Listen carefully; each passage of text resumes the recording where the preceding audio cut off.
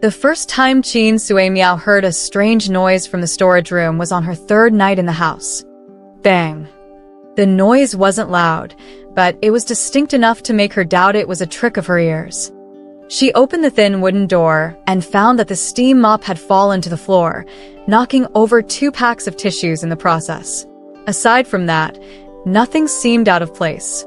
Qin Suemiao set the mop upright, ensuring it was stable, and then left the room. A few days later, again at night, there was another thud in the storage room. She opened the door and turned on the light to find 2 boxes of instant noodles and a few rolls of toilet paper on the floor. This time, however, she didn't see anything that might have caused it. The steam mop stood firm, and the robot vacuum lay recharging in the corner. There was nothing around that could have knocked the items off the shelf. Standing in the doorway, Qin Suemiao gazed into the narrow room, then pulled out her phone and began searching for home surveillance cameras on a shopping site. She was certain of one thing. As the items had fallen, she'd heard a muffled, low male grunt. Although the sound was restrained, she'd heard it clearly. In the 2 days before the cameras were installed, Qin Suemiao inspected every corner of her 30-square-meter apartment with a badminton racket in hand each time she got home. She considered who this strange intruder could be, but came up with no answers. The house was a direct rental from an elderly landlady, and Qin Suemiao had celebrated avoiding the hassle of an agent and the agency fees for a week. The landlady's son lived abroad, and since the elderly lady had mentioned that she didn't want to be involved in day-to-day issues, anything broken was Qin Suemiao's responsibility to fix, deducting any repair costs from the rent. As for the previous tenants, Qin Suemiao had met them during her viewing, a family of 4 huddled together to give her and the landlady room to look around. At that time, the storage room had been the teenage daughter's bedroom, so cramped that once a bed was placed, almost no space was left. Seeing her examining the small room, the mother had explained awkwardly, "The landlady told us this used to be a closet, and old homes like this, especially pre-liberation ones, had a lot of closets. But we didn't have enough space, so we used it as a bedroom. If you're living alone, it works well for storage." They were a simple, honest family. Though Qin Suemiao knew appearances could be deceiving, she struggled to imagine them returning to the apartment in secret after the locks had been changed when she moved in. Once the cameras were installed, checking the footage on her phone became her primary activity, with work, meals, and socializing relegated to the intervals between surveillance sessions. Yet 7 days passed, and she found nothing. No one else had entered the apartment. Oddly, this lack of evidence made her even more uneasy. She didn't know if the intruder had realized he'd been caught and moved on, or if he was waiting for her to drop her guard. So, on the 8th night, when she finally heard quiet movements from the storage room, she felt a strange sense of excitement, almost overriding her fear. She grabbed a broom, wedged it against the storage room door handle, then hurriedly rewound the surveillance footage. But there was no one there. She checked the footage multiple times, still nothing. Taking the broom in hand, she opened the door. The room was empty, with everything in place. Except, on closer inspection, a few packets of sanitizing wipes had shifted slightly, as though someone had tried to be careful, but still accidentally bumped them. Under the wipes was a neatly folded piece of paper. Unfolding it, she found a note written in black ink, in traditional characters, arranged vertically. The handwriting was neat and measured, suggesting a person of good education and stable mood. The note was from someone named Deng Feng, apologizing for disturbing her, though he didn't understand what was happening himself. About 10 days ago, he had opened the closet in his office to retrieve some work items, but everything had suddenly gone dark, and he had apparently knocked something over. He heard someone approach and open a door, but as soon as it opened, he found himself back in the closet in his office. The same thing had happened a week ago. He heard a woman outside questioning who was there, but again, he had no chance to understand what was happening before returning to his office closet. So, he'd written this letter to carry with him, hoping to apologize to the owner of the room if the same incident happened again. Qin Suemiao didn't believe a single word of this nonsense, but one thing was certain. There was indeed a stranger who had somehow entered her home and left this note. Qin Suemiao called the police. 2 officers arrived and responsibly checked her apartment's surveillance footage. Since this row of old houses lacked property management, they even went to a nearby shop across the street to review 3 days of footage. There was no suspicious person entering her building. "There's no point checking further back," one officer said, pointing to the storage room. Even if this person could go 5 or 6 days without food, they'd still have to relieve themselves at some point. But this note does mean someone was here. "Miss Qin." The officer glanced at her job title on the report.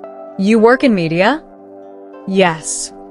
After a pause, he hesitated, then held back whatever he was about to say. Qin Suemiao could guess what he was thinking, that she'd staged this for online clout. "Tell you what, next time something happens, call me directly. Here's my work phone number. It'll be faster than dialing 110. The officers left, and Qin Suemiao stood staring at the storage room, filled with her stockpiled supplies. Instant noodles, coffee powder, cans of luncheon meat, paper towels, laundry detergent, and promo products she hadn't yet sold secondhand. She trusted the cameras. She trusted that the 6 pairs of eyes, hers and the officers combined, hadn't missed anything. So, as absurd as it sounded, she had to start considering that maybe there really was a man named Deng Feng who somehow entered her storage room through his office closet. She left him a note in return. "Where is your office?" Every day after work, she checked the storage room, and her note stayed in place. 4 days later, the note disappeared. A few days later, Deng Feng left an address, 125 Pingjiang Road. Qin Suemiao stared at it. Her own address was also 125 Pingjiang Road. The situation was increasingly surreal, yet Qin Suemiao found herself more and more inclined to believe Deng Feng. Her instincts, always sharp, had helped her seize several great reporting opportunities before. Her mentor, Professor Chen, had once praised her for this, saying it wasn't just instinct, but a judgment based on knowledge, reason, experience, and talent. Wait, stop. She mentally commanded herself to halt. She'd promised herself to stop thinking about the past, about reporting, and about her dead dreams. She left Deng Feng a new note. "Next time you come through, please knock 3 times on the storage room door so we can discuss what's happening." When Deng Feng arrived, she was listening to Eason Chan, typing away on her keyboard, effortlessly crafting a glowing review of a water flosser. Hearing a knock, she pretended not to notice, letting the music play on. She used the moment to check the surveillance feed again, confirming no one had entered from the outside. After blocking the storage room door handle, she turned off the music. The sudden silence left Eason Chan's lyrics suspended in the air. "If lovers are born lonely." Rain sounds filtered in faintly, but when Qin Suemiao looked outside, the air was dry, with a half-moon hanging low. Speaking toward the door, Qin introduced herself. "What year is it where you are at number 125 Pingjiang Road?" There was a brief pause, as if he were processing the question. "The 14th year of the Republic," came his reply. So it was 1925. This man was practically a great-grandfather by now. The year 2023. There was a long silence from inside. She understood. The shock was likely overwhelming. She wasn't sure if it was the no longer the Republic part or the 100 years that hit him harder, but either way, it was up to him to process. The rain sounds grew louder. "Mr. Deng, is it raining where you are?" "Yes." He quickly regained his composure, as if he'd already processed the initial shock. "I suspect my entry into your storage room has something to do with the rain." Every time he opened the closet door and found himself stepping into an unfamiliar space, it was always raining. The first time, in the pitch-black room, he knocked over something with a loud clang and heard footsteps approaching, a door opening, light streaming in. But by the time he looked closely, he was standing back in his own office closet. That must have been the time he bumped into the steam mop. I thought I was just overworked and hallucinating. He continued, but then it happened again. This time, when he walked into the dark, the clearly visible papers and old newspapers had vanished. He knew then it was likely no illusion. This time, he cautiously reached out, feeling the metal shelves stacked with various items. It was clearly a storage room. This time, I heard your voice asking who was there. When I heard you come to open the door, I was afraid I might startle you. But as before, the moment the door opened, I was back. So, I shouldn't open the door? We can try again, Deng suggested. If I disappear again, as long as the rain hasn't stopped, I can step back into the closet and return here. We can explore other possibilities. This time, Qin yanked the door open quickly, all the way, hoping she'd catch a glimpse of whether there really was a young great-grandfather inside. But it was truly just a moment. She only caught a flash of a pale shadow. That day, after returning, Deng indeed opened the closet again and stepped back through. They tested many possibilities. For instance, Deng could actually leave the storage room. He could even walk into the living room, grab a chair, and bring it back to sit and chat, as long as Qin was either in the bathroom or standing outside the front door. In other words, they couldn't meet face to face. This reassured Qin somewhat. After all, it was unnerving to have someone who could come and go in her home, even if he was a self-proclaimed Republican-era visitor. Deng understood perfectly. He offered, "In the future, unless absolutely necessary, I won't step into the closet on rainy days." Qin breathed a sigh of relief, thankful for his consideration, which saved her from having to rack her brains to say the same thing. But she sensed something was off. What did he mean by, "unless absolutely necessary"? If stepping into his closet would inevitably bring him to her storage room, and he couldn't access his own items, then why would he go there at all? However, she didn't feel it appropriate to ask. Otherwise, it would seem rather rude, especially given that in 1925, number 125 Pingjiang Road was, after all, Deng's office. "Miss Qin, I have one last question. What happened to the Republic?" Qin took a sharp breath. 100 years. And such a tumultuous 100 years at that. How could she possibly explain it all to him? She thought about suggesting he read the modern history book on her shelf. But then it occurred to her, who was Deng really? Was he a pragmatist who would mold his life based on historical knowledge, or would he try to alter the course of history to suit his desires? So instead, she simply said, "Mr. Deng, knowing everything that will happen makes life dreadfully dull." After a pause, Deng replied, "Miss Qin, you're right. Well then, until we meet again." Deng Feng was a man true to his word. Months went by, and he really didn't show up again. Qin Suimiao gradually forgot about the incident, even though it had been a strange one. Life was full of other concerns. Her social media posts weren't performing well, clients were dissatisfied, readers were leaving comments complaining about excessive ads, and her ideological clashes with Mr. Chen were only growing more frequent. In fact, she wasn't in a position to argue with him. If she were a proper professional, she thought, she wouldn't even call him Teacher Chen, she would use Mr. Chen instead. Back in her senior year, he'd been her mentor at the provincial newspaper for half a year, but now he was her boss, the one who signed her paychecks. Qin had studied journalism, a field people now claimed was dying, but she had seen its last moments of glory. Back then, you could still buy newspapers on the streets, daily and evening editions with in-depth interviews and investigative reports. The weekly magazines she and her classmates had once dreamed of joining were still going strong, emitting a distinct allure. At that time, Chunyu was just over 30, lean and sharp, without the faintest sign of the beer belly he sported now. Unlike some mentors who viewed interns as cheap, unpaid labor, he took her training seriously, sometimes even with a hint of harshness. He taught her on-site reporting, how to disguise herself, scale walls, feign calmness, and avoid getting stopped. He even credited her for every piece to which she made even the slightest contribution. Qin had admired him with the kind of respect and admiration a junior feels toward a senior.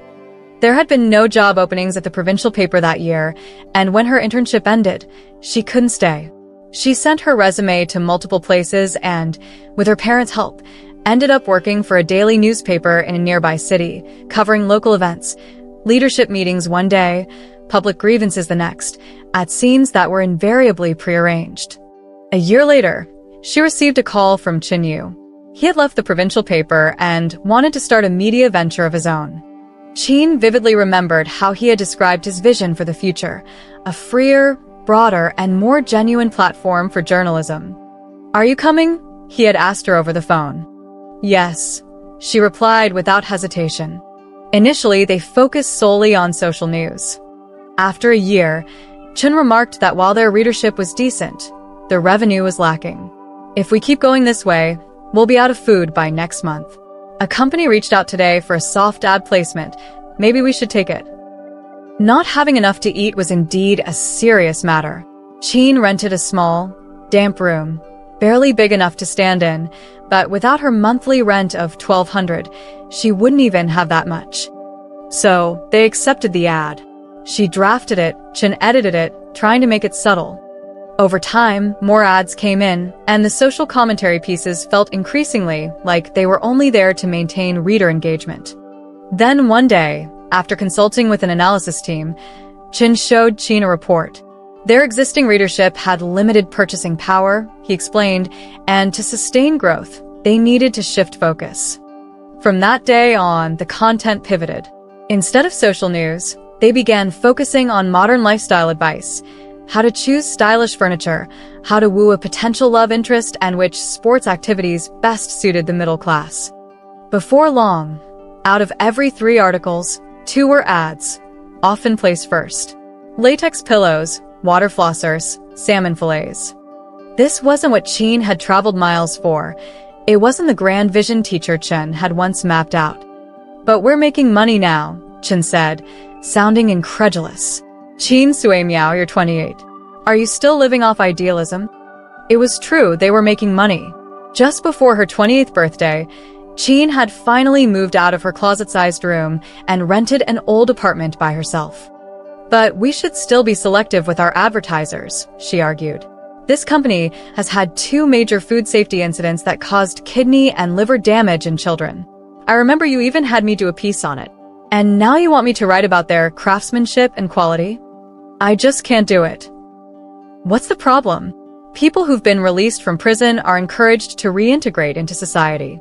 Just because a company had issues before doesn't mean they can't improve their quality control. You can't write it? This is your job. Where's your professionalism? Chen wanted to say that her job was not to whitewash or spin, but she held back. Chen, after all, was her senior and her boss. "I need that draft by 4 p.m. tomorrow," he snapped. "Do you know how much they're paying us?" It was as if the last facade had been ripped away. All those lofty justifications about adjusting to reality and enduring hardships for the sake of ideals no longer needed to be said.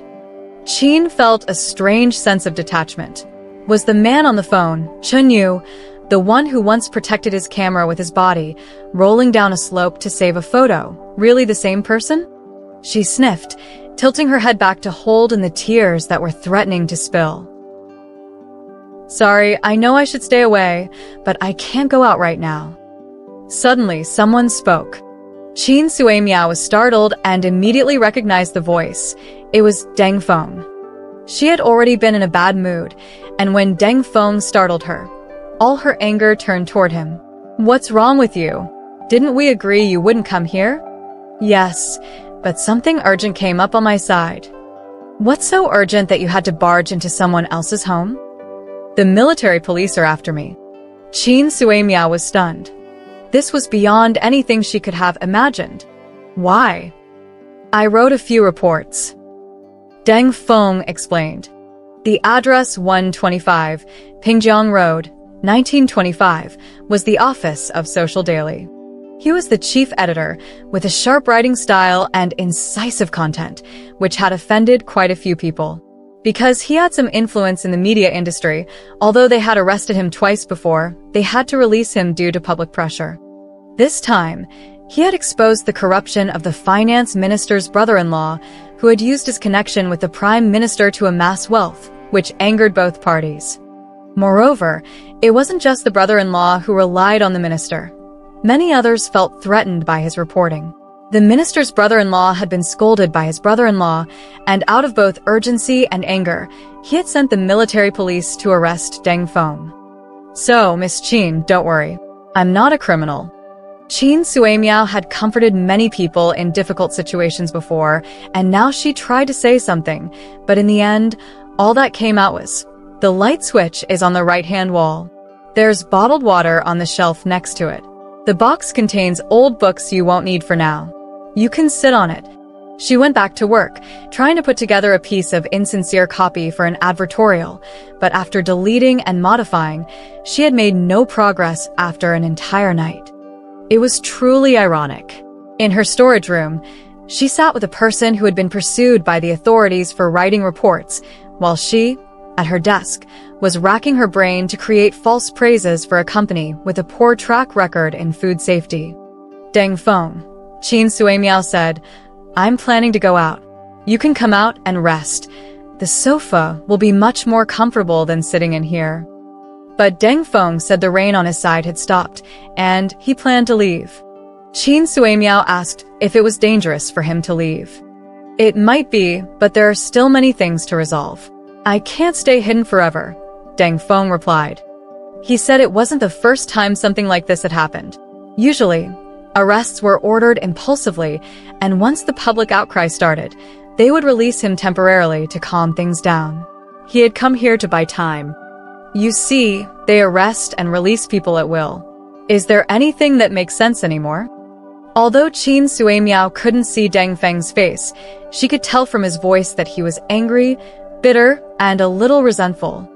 If you ever need to, you can always use the closet to come in. Just knock 3 times when you do and let me know, Qin Suimiao said. She went on to say she liked to talk to herself, liked to sing, though out of tune, and sometimes had to pretend to be subservient to advertisers. Such a degrading scene. She didn't want anyone to witness it. Advertisers? Deng Feng asked, puzzled. Yes, the advertisers, she replied. That's nothing.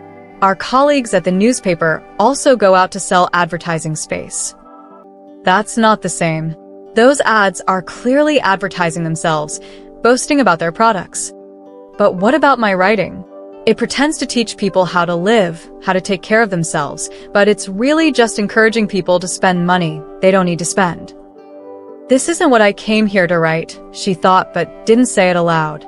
Telling someone whose safety was uncertain about her frustrations seemed petty. Deng Feng, I have a book I'd like to lend you. I'll put it in the storage room. Come by to pick it up the next time it rains. Qin Suimiao decided to lend him a book on modern history. She had come to believe that Deng Feng wasn't someone who would exploit opportunities for personal gain, nor was he the kind of person who would attempt to change the course of history. Lending him the book was her way of telling him that, although the road ahead was still long and winding, it wouldn't always be this bad. She opened the storage room, placed the book down, and thought for a moment before adding a folding chair. A few days later, when Qin Suimiao went to get something from the room, she noticed that the book was gone. He must have come when she wasn't home. When Deng Fenglai returned the book, it was the weekend. Qin Suimiao happened to be at home, singing along to Eason Chan's song with a somewhat off-key pitch. Will I stubbornly keep waiting for life, waiting for the rainy season to fall on the dry earth? Suddenly, she heard the sound of rain. She thought it was raining outside, but when she turned to look, the sun was shining, and tourists were still queuing to take photos in front of the old house. 3 knocks on the door broke her out of her thoughts. Those were the sounds of rain from Deng Fenglai's side. Miss Qin, I finished the book. Thank you, his voice said, followed by the sound of something being placed on the ground. My grandmother's jasmine has bloomed, and I brought over a small cutting to share with you. Deng Fenglai had been thinking hard about how to express his thanks. Although he had never seen the world of 2023, he had observed the modern technology and items in her room and realized that whatever he brought might not be of much value. A jasmine plant hardly seems enough to express my gratitude, but when I got home that day, I saw it blooming in full under the night sky, white and fragrant, and I thought I could share it with you. In Qin Suimiao's life, she had received flowers many times, on birthdays, Valentine's Day, anniversaries, but they often felt like obligatory props, appearing because it was that time of year. The people giving the flowers couldn't even be sure if they were chosen because of the price or the bouquet itself, and she couldn't say she truly loved those flowers. But perhaps this was the first time someone thought of sharing the beauty of a flower with her. At that moment, a notification popped up on her phone from Chenyu. Hurry up with the nostalgic series. This was a new series that Chenyu had proposed, which, despite being called nostalgic, was essentially advertorial content, writing about the history of an old building and then recommending a restaurant, bar, or guest house located there today. She had refused to write the advertorial for the food company, so Chenyu had assigned it to another young colleague. She knew Chenyu was frustrated with her, which was why he had given her the task of writing 3 nostalgic articles per week. But Qin Suimiao decided to take it seriously. Although it was soft advertising, if she put in the effort, she could still create something worth reading. She had already gathered enough materials, old newspapers, photos, and anecdotes, to write an interesting article. The only problem was that she couldn't find any old photos of the restaurant she was writing about. An idea struck her, and she turned to Deng Fenlai. Actually, I have a favor to ask. She placed the address of the restaurant, a camera, and instructions on her desk, asking Deng Fenlai to take some photos of the building from 1925. 2 days later, the photos appeared on the shelf in her storage room. Qin Suimiao used them in her article. The client was extremely pleased, and the owner of the restaurant said they had searched the internet and local libraries before opening but had never been able to find any old photos of the building. With just these 2 photos, they felt that their investment had been worthwhile, and in excitement, they signed a long-term promotion agreement with Chenyu. The client was satisfied, so Chenyu was also pleased with Qin Suimiao. He praised her for her determination, investigative spirit, and potential. He hadn't praised her like this in a long time. In the past, Qin Suimiao had considered his praise an honor, but now it felt like a cheap trap. She was spending her time, energy, and enthusiasm working down a path that seemed farther and farther from her own goals, simply to satisfy Chenyu. Again and again, she fell into this trap, trying to earn more approval from him, even going so far as to ask Deng Fenlai, who was living in fear of being caught by the military police, to take photos of a building for her. Qin Suimiao wanted to apologize to Deng Fenlai, but he had not shown up since then. Qin Suimiao sometimes wondered if her actions made Deng Feng think that the people of 2023 were shallow and trivial to the point of being revolting, and no matter how advanced technology became, it couldn't hide that fact. At other times, she comforted herself with the thought that Deng Feng's delay in appearing meant his life had been peaceful recently, and he hadn't encountered any more dangers. And sometimes, she even felt that Deng Feng was nothing but a dream. Deng Feng reappeared 2 months later. He said that due to the drought, many people had been displaced, and disaster relief funds were being siphoned off. The aid distributed to each disaster victim was only a small bag of rice. Their newspaper wanted to provide some porridge, but the merchants were hoarding goods, and the funds they had raised couldn't even buy enough rice. He remembered that her storage room had some, so he thought maybe he could ask her to buy more for them. But the rain had been delayed.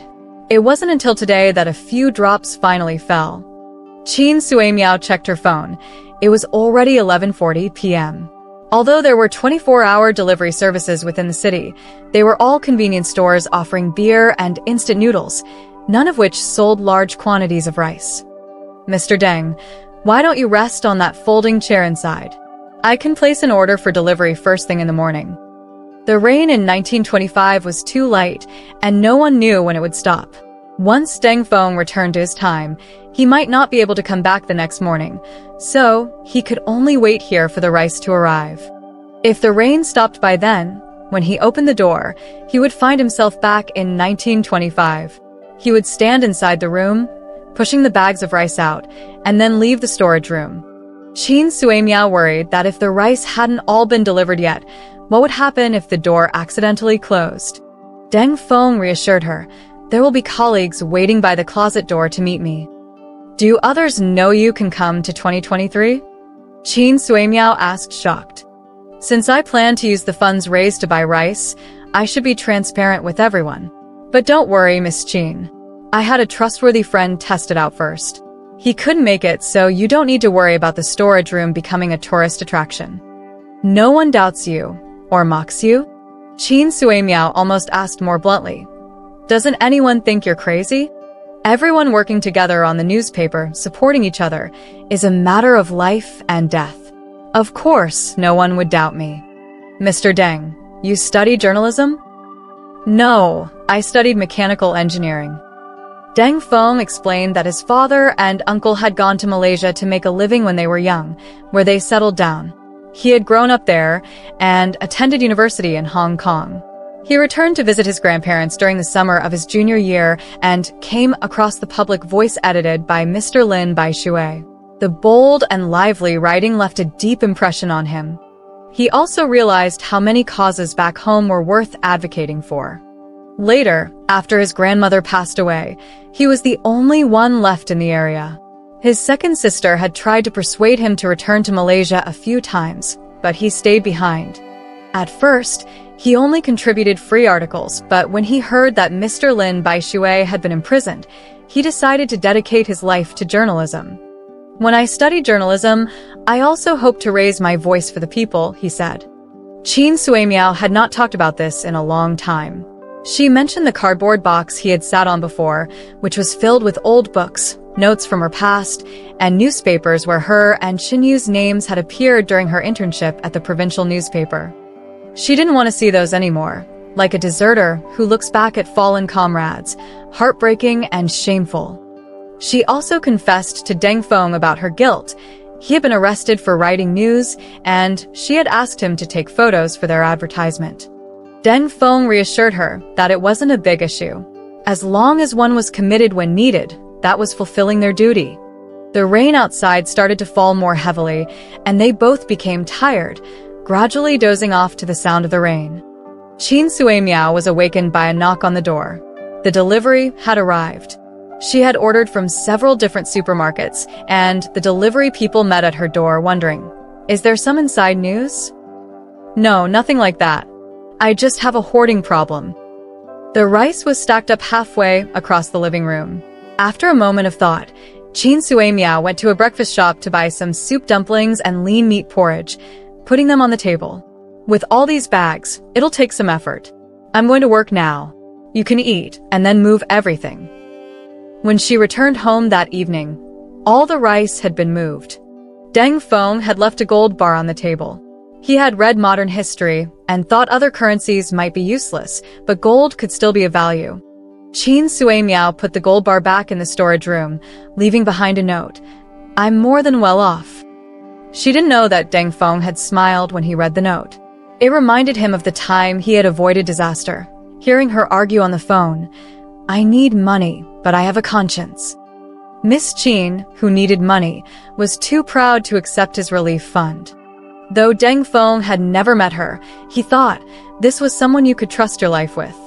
This time, he had come to deliver photos. The images showed long lines of people waiting for porridge, men, women, and children, their clothes ragged. Some had faint smiles, others had no expression at all, burying their faces in their bowls, eating with all their hearts. Deng Feng also knew that the funds would be tracked for feedback. Qin Suimiao looked at the photos and smiled. It had been a long time, but once again, she felt that she was useful. In the photos, besides the disaster victims receiving porridge, there were also staff members. Was he one of them? Or had he taken the photo from outside the frame? Qin Suimiao didn't know. She was also curious about what Deng Feng looked like. After investigating the strange sounds in the storage room, the home security cameras were no longer used, though they weren't removed. If she wanted to know, she could always check, but Qin Suimiao felt it wouldn't be fair or polite to watch him through the cameras without his knowledge. Her finger hovered over the monitor connection button, but in the end, she didn't press it. The nostalgic series received a much better response than Xin Yu had anticipated. Just as the original 12 articles were about to be published, a new business approached for a collaboration. Not every old house has a story worth telling. Some buildings may be old, but the stories that can be written are often just about how luxurious and refined the previous owners' lives were. Mr. Chen, do you know? There are 2 streets in this old house area, next to the river. Back then, people would often starve to death under the bridge, and the smell of the decomposing bodies was unbearable, but no one took care of them. Eventually, the new homeless people who wanted a place to sleep were the ones who carried them away. Chen Yu looked at her in confusion. In 1925, during the drought, refugees waited by the river for free rice. The owner of this house at the time ran a rice shop and refused to sell a bag of rice at a fair price. Why do we have to write so many articles praising the extravagance of these people? A slight sarcastic smile appeared on Chen Yu's face. He asked, "Do you not want to write about this, or can't you? What do you want to write, and what can you actually write? There are plenty of young people outside who are willing to write. Last time, I had Zhao Song write the promotion for the food factory. He started writing soft ads when he first entered the industry, and his writing is much more seamless than yours. The data he used was far better than what you've written. If you can't write, just say so." Mr. Chen. Qin Sui Miao always called him Mr. Chen, but this time her tone was especially sincere. "The interview articles I sent you before were poorly written, so you didn't use them? If that's the case, please give me some feedback and I'll revise them." Chen Yu remained silent for a long time before hanging up. Qin Sui Miao recompiled the articles into a format more suited to Deng Feng's reading habits, printed them out, and showed them to him, asking him to provide feedback. After reading through, Deng Feng asked, "Have you met them? Or have you visited their places of work or life?" Qin Sui Miao said no, but they had been in contact through phone calls and WeChat for a long time. She was about to explain what WeChat was, but Deng Feng already understood. After all, it was a method that didn't require physical contact with others. But a journalist should visit the site. If you're writing about people, go to where they are. If you're writing about events, go to where they happened. He recalled the camera he used when he took photos of the old house for her. If old Feng had seen it, I'm sure he would have envied us.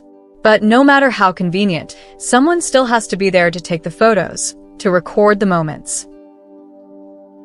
Qin Sui Miao took 2 days off, including the weekend, and planned to visit the small town where her interviewee lived. Chen Yu approved the leave without hesitation. Recently, he had stopped pushing Qin Sui Miao to write as much, perhaps out of letting go, or perhaps out of giving up. The interviewee had worked as a female laborer at a chemical plant for 3 years. Due to the plant's inadequate safety measures, her body suffered irreversible damage. Sitting across from her, Qin Sui Miao observed her hands and how difficult it was for her to pour a glass of water for a guest. She saw how her home had become disorganized and empty due to the medical expenses needed to treat her. These feelings were impossible to understand through just phone calls and photos. After returning, Qin Sui Miao rewrote the interview. The content no longer fit the style of any of Chen Yu's company accounts, so she started her own public account. Although it wasn't the golden age of public accounts anymore, she just wanted to publish this article to share what she truly wanted to write. On her 28th birthday, the article's views surpassed 5,000.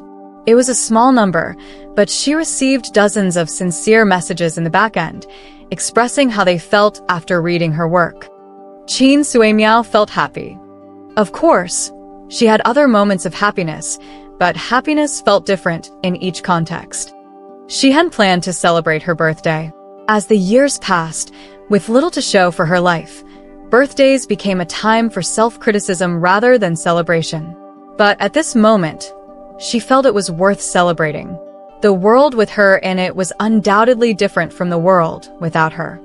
She went out, walked to the corner of the street, bought a bowl of noodles, and also bought a small cake, the smallest one with stacked cream, making it seem grand and serious.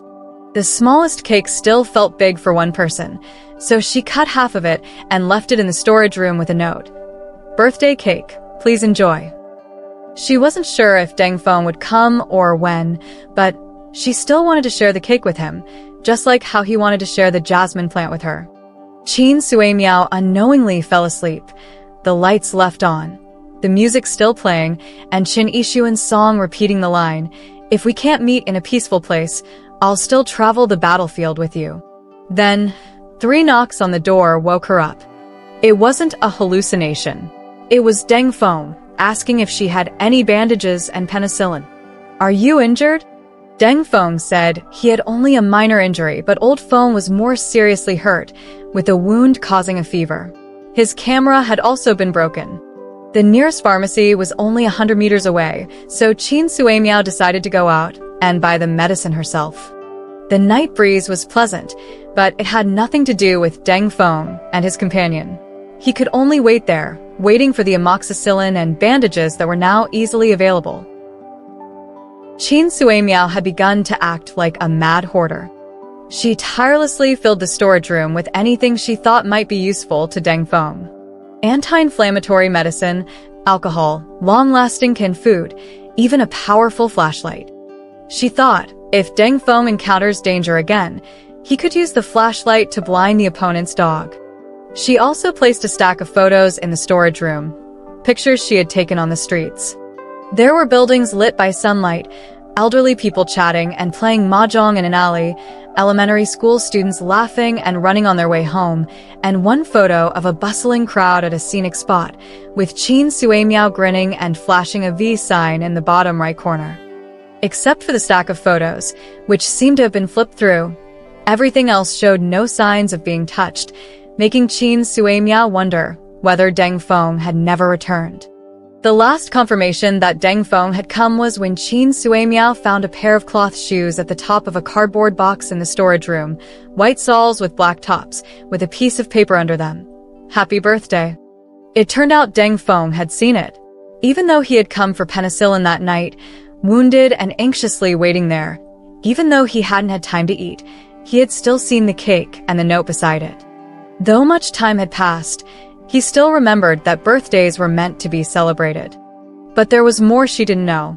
Deng Feng's newspaper office had become a target due to its reporting on several major scandals, such as the corruption of the Director of Transportation and the misuse of public funds by the Director of the Salt Bureau to buy military arms.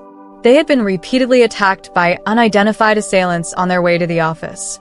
The office had also suffered a mysterious fire, though it was fortunately extinguished. That day, a phone call came through to the office, warning them to run. The gendarmerie was coming again. This time, it wasn't a spontaneous action but a decision that had to be executed. It was already too late. The streets around them were surrounded, and no one could get out. Old Feng said, "Deng Feng, you can leave, it's raining. Go into the closet." Deng Feng didn't move. He already knew the history that had yet to unfold. He had read books about the history of journalism in the Republic era, which documented the struggles and sacrifices made by journalists of the time. He knew that Lin Baishui and Xiao Piaoping would die in 1926. He had repeatedly looked through the photos Qin Sui Miao had left him. He believed that the peacefulness of Qin Sui Miao's time wasn't due to the natural passage of time, but because people like them, long gone, had made such sacrifices. He couldn't escape through some error in space and time. His comrades shouldn't have to take the sacrifices that were his to make. One couldn't and shouldn't evade the responsibilities they had to bear. He decided to face his fate. Qin Sui Miao continued living in that house. After quitting her job at Qin Yu's company, the rent had become a heavy burden for her. But she refused to move out. She still opened the storage room every day to check, confirming that Deng Feng hadn't appeared. 3 months after losing her job, Qin Sui Miao received an invitation from another company. They had seen the articles she posted on her personal account and felt a strong connection. Qin Sui Miao didn't accept immediately like she did with Qin Yu. She carefully read through their articles from the past 6 months. They were the kind of articles she had hoped to write herself, and while they also advertised, they were upfront about it at the beginning of each article. She agreed to join. She put away the guides for viral articles and small props for creating photo-worthy atmospheres from her desk and threw them into the storage room, pulling out the cardboard box inside. Opening the box, she found a photo. It was black and white, showing 7 or 8 people standing in 2 rows on the steps, with a sign that read "Social Newspaper" hanging beside the big door. On the back of the photo, the names were listed, corresponding to the people in the photo. Feng Zhido, Zhao Qimin, Deng Feng. She flipped the photo over to find the person matching the name. He was facing the camera, with a slight smile, not intense or angry, not showing at all that he was someone with sharp writing skills. Qin Suimiao knew that Deng Feng would never appear again. If she hadn't opened that box, hadn't walked down the path she wanted to, she would never have discovered the photo. Deng Feng would remain a shadow without a definite image, slowly fading away. But if she did open it, then it was as if he was saying goodbye to her. They were all idealistic people, and if possible, she should remember the ones who came before. Qin Suimiao didn't know that before facing his fate, Deng Feng had still come to 2023. This time, he didn't knock 3 times as agreed. He placed something he wanted to leave for Qin Suimiao and gently pulled open the storage room door. On his way out, he glanced at the shadow sitting at the desk, seemingly asleep with her head down, the desk lamp casting light around her. The room played the song she had often listened to. Why wasn't I born in 1874, holding your arm to escape through the night, amidst the flames of war, lost in the same era, yet still living and dying together? He never told Qin Suimiao that his mother was from Guangdong, and he understood the story told by that song. The rain was pouring heavily. This was the rain of 1925.